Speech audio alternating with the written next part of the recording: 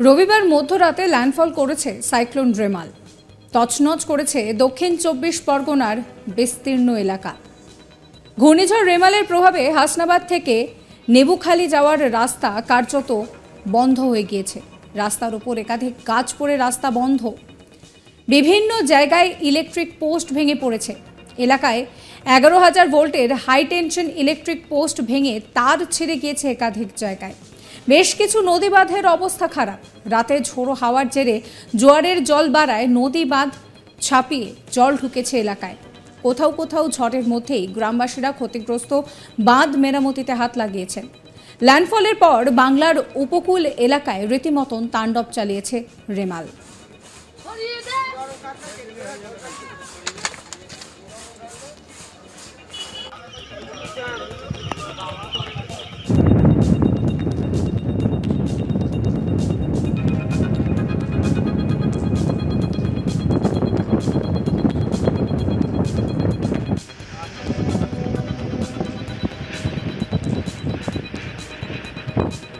হ্যাঁ, তোমাকে এই খবর আর আমার খবর ইন্ডিয়ার টিম ঢুকবে এটা না তোমাদের আলাদা আমাদের আমরা খবর দেবো দিল্লি অবধি চলে যাবে।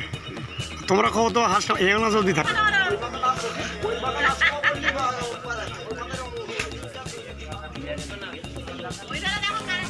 শনিবার থেকেই তৎপরতা দেখা গিয়েছে জেলা প্রশাসনের তরফে।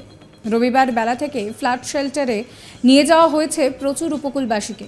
তবে লোকসভা নির্বাচনের মধ্যেই দক্ষিণ 24 পরগনার নামখানা, কাকদ্বীপের মতন সন্দেশখালী তছনছ পরিস্থিতি, এবং এখান থেকেই প্রশ্ন উঠছে যে ত্রাণ মেলার ক্ষেত্রে কঠিন পরিস্থিতির মুখে পড়তে হবে না তো রেখাপাত্র সন্দেশখালীকে? দিন চারেক পরেই রয়েছে শেষ দফার নির্বাচন। বসিরহাটেও নির্বাচন হবে 1 জুন। বিজেপির রেখা যদি জিতে যান, তার সন্দেশখালীকে ত্রাণ পাওয়ার ক্ষেত্রে পক্ষপাতিত্বের মুখে পড়তে হবে না তো?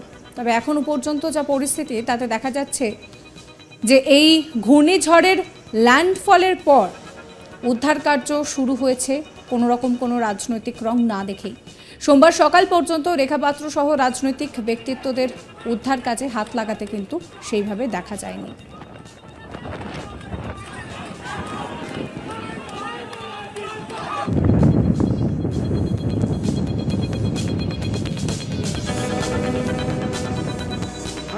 তোমাকে এই খবর আর আমার খবর ইন্ডিয়ার টিম ঢুকবে এটা না তোমাদের আলাদা এ নিয়ে আমার কলিগ তপন মণ্ডলের একটি রিপোর্ট দেখাবো।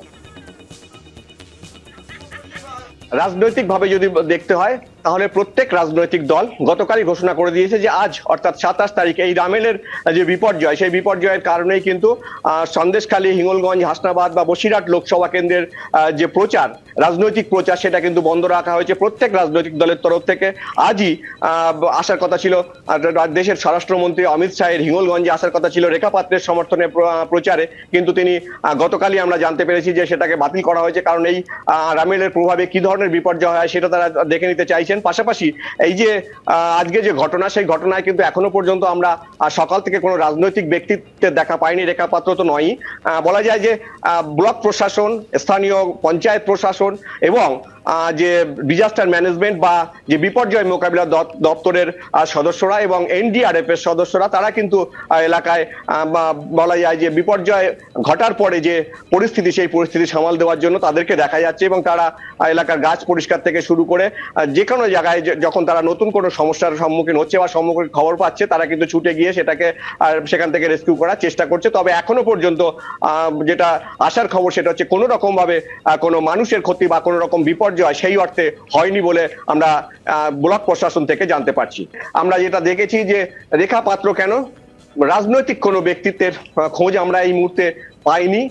সুন্দরবন এলাকার যে হিঙ্গলগঞ্জ, হাসনাবাদ, সন্দেশখালী প্রভৃতি এলাকার যে ঝড় হয়েছে, এখন যেটা তারা যেহেতু আজকে রাজনৈতিকভাবে তাদের কোনো প্রোগ্রাম বাতিল করা হয়েছে বা তাদের প্রোগ্রাম রাখা হয়নি, সে কারণেই হয়তো তারা বাড়িতে রেস্ট নিচ্ছেন বা কোনো পরিকল্পনা করছেন আগামী 1 তারিখের ভোটের জন্য। তবে আমরা কিন্তু রাস্তায় বেরিয়ে এলাকার বাসিন্দাদের সঙ্গে যে কোনো রাজনৈতিক ব্যক্তিত্বদের কথা বলা, সেটা আমরা দেখতে পাইনি এখনো পর্যন্ত। যদিও আমরা গতকাল দেখেছিলাম হিঙ্গলগঞ্জ এলাকায় সন্দেশ হিঙ্গলগঞ্জের যিনি বিধায়ক দেবেশ মণ্ডল, তিনি মানুষের পাশে এসেছিলেন, কিছুক্ষণ কথা বলেছিলেন, বা যে ফ্লাড শেল্টারগুলিতে সেখানে এসে মানুষের সঙ্গে কথা বলেছিলেন, কিন্তু বিজেপির তরফ থেকে বা রেখাপত্রের তরফ থেকে কিন্তু আমরা সেই অর্থে তাদেরকে এখনো পর্যন্ত রাস্তায় দেখতে পাইনি। প্রাকৃতিক দুর্যোগই এখানে কারো হাত থাকে না। সুতরাং এখানে রাজনৈতিকভাবে যদি আমি দেখি, প্রত্যেক দলই তাদের রাজনৈতিক যে প্রচার সেটাকে বন্ধ রেখেছে।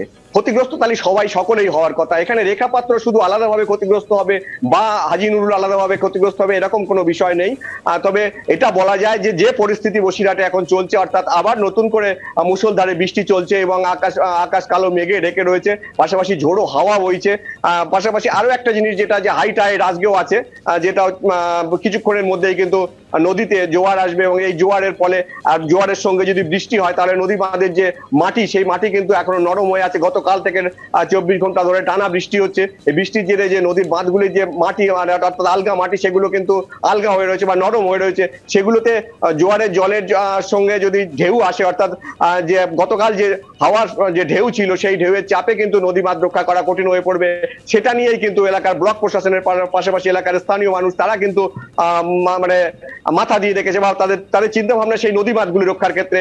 আর রাজনৈতিক ব্যক্তিদের চিন্তা ভাবনা তাদের আগামী 1 তারিখের ভোট নিয়ে। তবে যেহেতু আজকে এখনো পর্যন্ত রাজনৈতিক কোনো প্রোগ্রাম আমরা আজকে দেখতে পাইনি এবং যেভাবে বৃষ্টি চলছে সেই বৃষ্টির মধ্যে রাজনৈতিক প্রোগ্রাম করা সম্ভব নয়, সেই দিকে চিন্তা করেই কিন্তু বলা যায় যে রাজনৈতিক কার কি লাভ হবে সেটা না দেখে এলাকার মানুষ বা এলাকার সাধারণ মানুষ, নদী তীরবর্তী মানুষ বিশেষ করে, তারা এখন বাঁধ মেরামতি বা বাঁধ রক্ষার দিকে নজর রাখছে। এখনো পর্যন্ত যে পরিস্থিতি চলছে বা যে রাতের পথে গতকাল থেকে যে ঝোড়ো হাওয়ার পাশাপাশি রাতে 2-3টে নাগাদ যে দমকা হাওয়া, সেটা কিন্তু কিছুটা হলেও এখন কমেছে এবং বলা যায় যে নতুন করে সকাল থেকে মুষলধারে বৃষ্টি শুরু হয়েছে এবং আমরা যেটা দেখতে পাচ্ছি সেটা হচ্ছে যে আকাশ কালো মেঘে ঢেকে আছে, সঙ্গে নদীর জোয়ারের জল বাড়ছে। এই যে বাড়ার পরে যদি কোনো জায়গায় ক্ষতিগ্রস্ত হয়, নদীর বাঁধ ভেঙে যদি এলাকার মানুষ ক্ষতিগ্রস্ত হন, তবে কিন্তু ব্লক প্রশাসনের পাশাপাশি রাজ্য নেতৃত্ব বা মুখ্যমন্ত্রী যে কথা বলে গিয়েছিলেন সেটা কিন্তু তারা অবশ্যই ব্যবস্থা নেবেন, এটা কিন্তু অনুমান করা যেতে পারে। গতকাল রাত থেকেই আমরা দেখেছি যে এনডিআরএফ এর সদস্যদের পাশাপাশি রাজ্য বিপর্যয় মোকাবিলা যে দপ্তরের সদস্যরা তারা কিন্তু গাছ রাস্তা থেকে কেটে পরিষ্কার করার কাজ শুরু করেছেন। তবে যে পরিমাণ গাছ পড়েছে তাতে তাদের অর্থাৎ তাদের যে ক্ষমতা অর্থাৎ যার ম্যান পাওয়ার আছে তাতে সঙ্গে সঙ্গে কাজ করা সম্ভব নয় বা সঙ্গে সঙ্গে সরানো সম্ভব নয়। তারা গাছের যে কাটার অর্থাৎ এখন যে অত্যাধুনিক যে মেশিনের সাহায্যে কাটা যায়, ব্যাটারি চালিত যে মেশিন, সেই মেশিন নিয়ে কিন্তু তারা রাস্তার উপরে কাজ শুরু করেছে এবং গাছ কেটে পরিষ্কার করছেন। এনডিআরএফ এর সদস্যরা যেমন করছেন, তেমনি বিপর্যয় মোকাবিলা দপ্তরের যে সদস্যরা রাজ্যের তারা যেমন আছেন, পাশাপাশি এলাকার সাধারণ মানুষ তারাও কিন্তু সাহায্যের হাত বাড়িয়ে দিয়েছেন তাদের। তবে বেশ কিছু এলাকায় এখনো আমরা দেখতে পেয়েছি যে বেশ বড় বড় গাছ হেলে রয়েছে বা কোনো স্কুলের পাঁচিলের উপরে পড়ে রয়েছে কিংবা কোনো বিডিও অফিসের পাঁচিলের উপরে পড়ে রয়েছে। যেমন আমরা হিঙ্গলগঞ্জে দেখেছি যে হিঙ্গলগঞ্জ বিডিও অফিস সংলগ্ন এলাকায় একটি বড় বট গাছ ছিল, যে গাছটি এখন পার্শ্ববর্তী যে স্কুল আছে সেই স্কুলের পাঁচিলের উপরে ভেঙে পড়ে আছে বলা যায়, হেলে আছে।